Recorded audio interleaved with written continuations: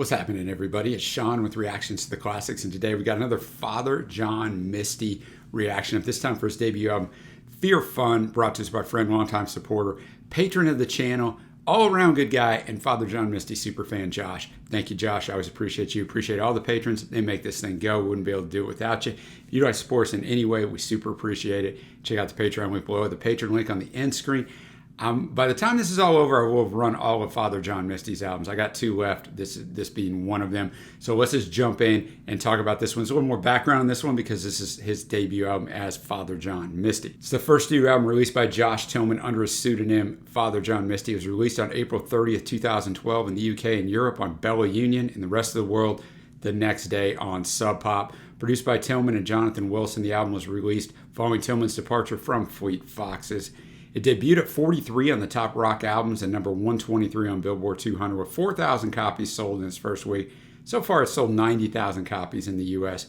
In 2009, Josh Tillman decided he no longer wished to record under the pseudonym J. Tillman. In 2012, he stated, I remember specifically finishing Year in the Kingdom and then beginning to work on what would become Singing Acts. And I clearly knew Singing Acts was going to be the last J. Tillman record ever because I just didn't want to do it anymore. Underlying this change in character and the choosing of the new moniker, Tillman admits the following in an interview for the Dallas Observer. I used to do these J. Tillman shows and I would play my sad wizard Dungeons and Dragons music and watch people's eyes glaze over. Then in between songs, I start being myself and shooting the S and telling jokes. All of a sudden, people were wrapped with attention. I had this very devastating and sobering realization that I was way better at that part of the show than the music part. Wow. Tillman stated that personally he wasn't pleased with the slow and sad style his music was often associated with. Quote, songwriting for me had always only been interesting and necessary because I saw it as a vehicle for truth. But I had this realization that all I had really done with it was lick my wounds for years and years and become more and more isolated from people and experiences. I don't even like wound-licking music. I want to listen to someone rip their arm off and beat themselves with it. I don't believe that until now I've ever put anything at risk in my music. I was hell-bent on putting my preciousness at stake in order to find something worth singing about. This contrast between the music he was making and the person he really was led to a crisis concerning his work as a musician. He said, I lost all interest in writing music or identifying as a songwriter. I got into my van with enough mushrooms to choke a horse and started driving down the coast with nowhere to go. After a few weeks, I was writing a novel, which is where I finally found my narrative voice, the voice that is actually useful. It was a while before that voice started manifesting in a musical way, but once I settled in the Laurel Canyon Spider Shack where I'm living now, I spent months demoing all these weird-ass songs about weird-ass experiences almost in real time and kind of had this musical, oh, there I am moment, identical to how I felt when I was writing the book. It was unbelievably liberating. I knew there was never any going back to the place I was writing from before, which was a huge relief. The monkey got banished off my back. The monkey he's speaking about is specified in an interview for No Depression as a wrong idea of oneself. He said, quote, when I was in high school, I wanted to be an obscure singer-songwriter. It all makes perfect sense to me. I wanted to be like Townes Van Zandt, Nick Drake, or Graham Parsons. Somebody who's respected but unknown. That was the most romantic thing to me. Guys like Richard Buckner. And I was doing those records. I felt like I was part of the club, and I got to meet some of those guys. It was like I got invited into the inner sanctum. I was really into it for a long time, but I just ran out of things to do in it. At some point, I realized that in order to go where I needed to go and where I wanted to creatively, I had to kill that mythology and I had to kill that idea. I said to myself, you are not that. You are a man. You have to not want to be anyone else or want to be anything else. You have to just be what you are. I realized I'm a smartass and that I've always been kind of a smartass. So when I realized that, I realized I had an obligation to start including my sense of humor and my actual true conventional voice in my music in order for it to be exclusive to me and not just be my best stab at trying to be a pre-existing idea. Not fulfilling pre-existing ideas, Tillman used some sort of arbitrariness, finding his new moniker Father John Misty. For the Vine, he explained himself as following, quote, I had to give it a name, so I kind of wanted to confuse people with this ridiculous red herring, an admittedly patently ridiculous name that's also phonetically beautiful and looks good in print. Sort of a name I've decided to give to this weird subconscious dream fragmentation I have of this homosexual shamanic drifter who bounces around and stirs up weird stuff in my dreams. like making out with my brother. So I guess the aggregate of all those things just felt right. But really and truly, this whole thing is just kind of about the fact that it really doesn't matter what the F you call yourself, as long as the goods are in explicit honesty. So all tracks are written by Josh Tillman. Now here's the thing. There is nothing out there on any of these songs because we're going to kind of figure this out together as the narrative of this album unfolds. The music will not be in the video, but it will be in the Vimeo link below. I'm going to have the lyrics up as always. Thanks again, Josh. Fun Times in Babylon. First of all, very diverse instrumentally. We got a piano. We got an upright bass. The track listings for the musicians are tough on here a little bit to kind of delve out. Mandolin, so you can definitely hear that. Trumpet in there, obviously the acoustic guitar. So the song itself, Babylon, I think he's Fun Times in Babylon. I think he's equating Babylon to Hollywood. Fun Times in Babylon, that's what I'm counting on. Before the dam goes up at the foot of the sea, before the new wing of the prison ribbon ceremony, before the star of the morning comes looking for me. And then the chorus, I would like to abuse my lungs, smoke everything in sight with every girl I've ever loved, ride around the wreckage on a horse knee deep in blood. Look out, Hollywood, here I come. And, it's just a really good play on words and kind of a cynical look at what this is going to be like. And that's the thing with Josh Tillman, man. He's a really, really excellent writer and storyteller, and a good way to kick this album off. And I wonder if how this album is going to be concept or themed out. Like I said, there's not a lot out there on this album. This is before he became really famous. Now we're up to Nancy From Now On. Nancy From Now On. So also definitely autobiographical here about him moving to California. Pour me another drink, punch me in the face. You can call me Nancy, which when guys bullied guys back in the day, they called him a Nancy. And he's basically just saying, every man wears a symbol and I know I have mine. I've got my right hand stamped in the concentration camp where my organ screams, slow down, man, so he's going to drink excessively. Chorus, oh, how was I to know? Milk and honey flowed just a couple states below. So he moved from Washington to California, right? In California, some people call it the land of milk and honey, like it's the promised land. He says, hook me up to the tank, roll me the door. I'm going where my body leads. I can fend for myself with what I have left. I'll put away a few, and pretty soon I'll be breaking things like Howard Hughes. He's going to get really drunk. And then in the outro, give me how it was, our place under the sun, before the devil made me run. Run, boy, oh. So even though he went to California, the land, the promised land, he's still tempted by his demons of the alcohol abuse and those sorts of things. So also a very well-written song. Now we go to Hollywood Forever Cemetery. This says it actually refers, there is a place called the Hollywood Forever Cemetery in Los Angeles. So let's check it out. Hollywood Forever Cemetery sings. They say this cemetery backs right up to Paramount Studios. They actually have concerts there and stuff. But this song's real simple. It's about the fact that this girl that he's dating likes to have sex in this cemetery. Even alludes in there like, how many funerals to grandpa am I going to go to this week for kind of his alibi? So that kind of, he's on Adderall and weed and just kind of talks about that. So kind of, I think it's more an overarching story of like, kind of how difficult and sinful this world in California is. And he probably didn't think it was going to be that way, but I am just, I'm just speculating on that. The 4-track, I don't think I'm going to have to guess what the meaning is. I'm writing a novel, and Josh was writing a novel. I'm writing a novel. So that was a fun song, man. Right? It had a country, almost honky-tonk thing at times. It reminded me of something, and I just cannot place what song it was it reminded me of. But we got a Vox organ on here. Of course, the electric guitar, pedal steel, bass, piano, just a fun jam vibe. It's really not about writing a novel. I mean, it sort of is, but it's really about a drug-induced binge of trying these different things. And, even gets a little shout out to Neil Young here. I rode to Malibu on a dune buggy with Neil. He said, you're going to have to drown me down on the beach. He has the album On the Beach. So some different little things thrown in there, but just a fun song, man. Now we go to the 5th track. Oh, I long to feel your arms around me. Oh, I long to feel your arms around me. Almost a church hymn type of thing. Not much on the lyrics here. I mean, there's only 6 lines. There's a verse, everyone's riding on the rolling tide. So I'm talking about surfing or just everyone kind of riding and trying to get famous.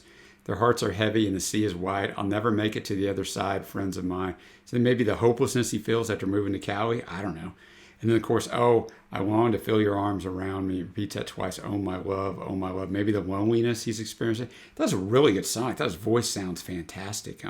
just a really well arranged and produced song. All right, now we're going to Misty's Nightmares 1 and 2. Misty's Nightmares 1 and 2, pretty self-explanatory. He has two nightmares. The first one, in the first verse, he's lost his hand, right? But he wakes up wide awake. So that's a nightmare. And then the refrain is very interesting, right? Because he says, going to take my life. So you think, oh no, man, is he going to commit suicide? But then he repeats it, going to take my life back one day. So he's not doing that. Verse 2, now I'm watching you changing in the mirror and I'm unable to move when all my girlfriends appear in the doorway. I don't know how they got here. I don't know what to say about this. And they all go that way. So he wakes back up again, right? So he doesn't know, he can't move. He doesn't know if they're all coming to kill him or do other stuff to him. And then the refrain again, going to take my life back one day. 12-string guitar on this one. Jonathan Wilson puts in yeoman's work on this album. He's done all kinds of stuff. He does the electric and the 12-string here. Got a bass, piano, Jonathan Wilson again. And then the vocals, obviously, by Father John Misty. So a nice tune, man. Kind of a nice chilled out tune. I kind of like the vibe of it. Next up, we have Only Son of the Ladies' Man. Only Son of the Ladies' Man. You know, it starts off when I heard the Ladies' Man was dead, and there's a Leonard Cohen album in 1977, Death of a Ladies' Man, which he did with Phil Spector, which has some crazy stories on it that I will not go into. But it's crazy on Phil's side, not on Leonard's side. You know, I talked about earlier how Josh Tillman kind of wanted to be like these guys. You know, his quote, like, I wanted to be a guy who really wasn't real well known. I know Cohen was sort of well known, but not real well known, not in the States, not like he should have been during his lifetime. So I thought that was kind of cool. And he just talks about this Ladies' Man, has some things about Hollywood in here, maybe about movie stars and, just kind of about living that life. So I thought it was really good. I like the instrumentation. It was a little more upbeat, a little more rich instrumentally. So I did enjoy that one. Now up to the 8th track. This is Sally Hatchet. This is Sally Hatchet. The highlight here is the instrumentation for me, right? There's a mellotron, there's a harpsichord.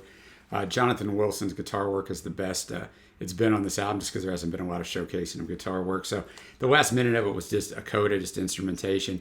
That was the highlight. I think the song itself, who knows what it's about. My least favorite song on here, but the instrumentation did make it stand out. Now we'll go to Well, You Can Do It Without Me. Well, You Can Do It Without Me. I use Genius for the lyrics I look at, and you can click on highlighted stuff and they'll tell you what they're about. But it's just somebody contributing, giving their 2 cents worth, right? So someone on here saying that it's about Fleet Foxes and specifically about Robin Pecknold, the lead singer of Fleet Foxes. I don't know if that's true or not. It makes sense as you read the song. It doesn't seem like this is written to a girl. So, I mean, it does seem to make sense. If you see a flaming sword in your dreams at night and feel inspired to assign me up to the front line, or give the order, you'll storm the border without me.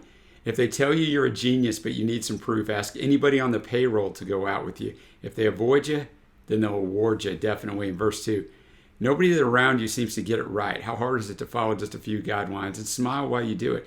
If you want a page written about you in the book, but if you need a food tester because you curse the cook, I'll take some wine, but you can dine without me. Without me, who would let you play God and make believe that all that blasphemy was coming only from me?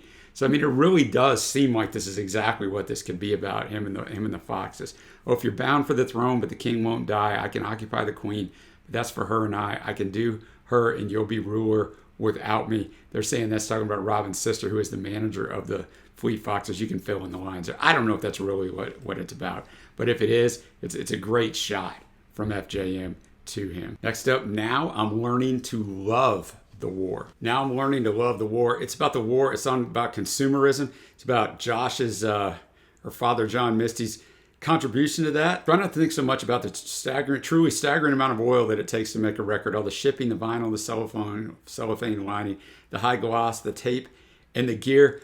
I was reading that it takes a 55-gallon drum of oil to make 50 vinyl albums. That's freaking insane, man. Trying not to be too consumed with what's a criminal volume of oil it takes to paint a portrait, the acrylic, the varnish, aluminum tubes filled with latex, the solvents, and the dye. Of course, let's just call it what it is, the general side of mankind's death wish. When it's my time to go, I'm going to leave behind things that won't decompose. So he's recognizing that, him making albums and doing things is actually bad for humankind with all the resources it uses. And verse 3, try not to dwell so much upon how it won't be so very long from now that they laugh at us for selling a bunch of 15-year-olds made from dinosaur bones singing "Oh Yeah" again and again, right up to the end. So making fun of the boy bands there. So a pretty clever song. Now we go to TP's 1 through 12. And I'm reading this is supposedly about, I do not know how to say this word, an ayahuasca trip. It's a powerfully spiritual and hallucinogenic healing brew made from certain vines and leaves, mostly found in the Amazon. He refers to it one other time in the I'm writing a novel, which I remember him doing that. TP's 1 through 12. There's a fiddle in there as well as pedal steel, but that fiddle really gives it that country feel, but very quick-paced song. There's a decent amount of lyrics to this thing that he gets done with those lyrics before even the 3-minute mark. But basically, it is about taking a trip on this stuff and also being involved with a girl at the same time and all the weird visions he gets from it and the weird things she wants to do to him. So, yeah, just a cool little fun song there. Now we're going to finish it out with a long one. Every man needs a companion. This is true. Every man needs a companion. So he's talking about some different things here. Verse 1, John the Baptist took Jesus Christ down to the river on a Friday night. They talked about Mary like a couple of boys with nothing to lose, too scared to try. So if you've watched my reactions and reviews of FJM stuff before, you're going to know this, but I'm a Christian. He's obviously not. But I read he was raised in a very religious background. I often find people who turn away from religion or mock it were often raised in some sort of strict religious environment that is not in the Bible. It's not what was intended, and then they end up turning against that because of what they think religion or Jesus or God is, and that's not what it is. It's what their parents made it or some church made it. But so when he gets into these things, I'm going to have issues with it. I just am when he mocks religion, and that's what he does in this song. And that it's going to be a precursor of things that he is going to do later on. So yeah, so not a big fan of that song. Musically, it was fine. So I probably wouldn't have ended with that song, but I mean, it wasn't bad. Pedal steel, mandolin, 12 string. So that's going to bring me to my favorite tracks. Honorable mentions, we'll go with Only Son of the Ladies' Man. I thought that was pretty cool. And Well, You Can Do It Without Me, especially if it's about what I read that it was about in the Fleet Foxes split. Favorites, I like that first song, Fun Times in Babylon. Nancy, From Now On. I'm writing a novel. Yeah, those are the ones I will go with. And maybe Misty's Nightmares 1 and 2. Now we get to my overall score. I didn't think there was any song on here that was standout. And that's not always a bad thing, because sometimes you run into albums where a couple songs are like, man, those are great. And the rest of the album, not so good. And you're kind of like, I don't know what to do with the grade on this one. This one's just solid, right? He's starting to find his way as Father John Misty. His songwriting is always very, very good. The instrumentation on this was nice. The arrangements were nice. I'm going to be at a 7.0 out of 10. A really good first offering into his new moniker. So thank you to Josh. Thank you to all the patrons who make this thing go. As I said earlier, check out the Patreon link on the end screen if you would. We greatly appreciate it.